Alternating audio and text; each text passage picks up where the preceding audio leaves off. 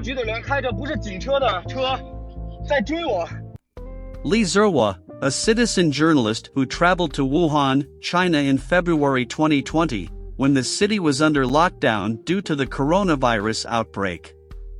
Li Zerwa wanted to show the reality of what was happening in the city, and for this he used his mobile phone and social networks to record and broadcast his reports.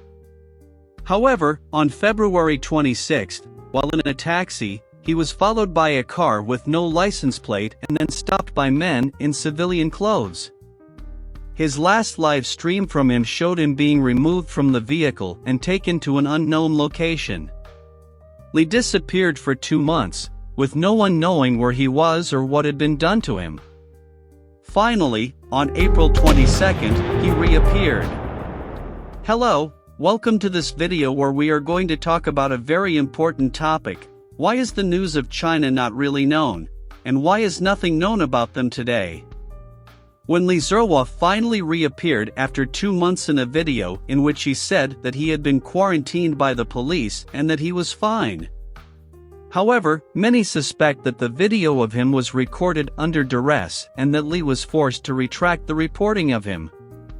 This is just one of the many stories of people who have been silenced or punished by the Chinese regime for trying to report on what is happening in the country. China has one of the most sophisticated and strict censorship systems in the world, which controls everything that is published or consumed on the internet, the media, social networks, and digital platforms. The Chinese government uses different methods to prevent information from flowing freely, such as blocking foreign websites, filtering sensitive keywords, deleting critical content, surveilling users, threatening dissidents, and imprisoning activists on charges of seeking trouble and causing issues. All this makes it very difficult to know what is really happening in China, and the image we have of the country is distorted or incomplete.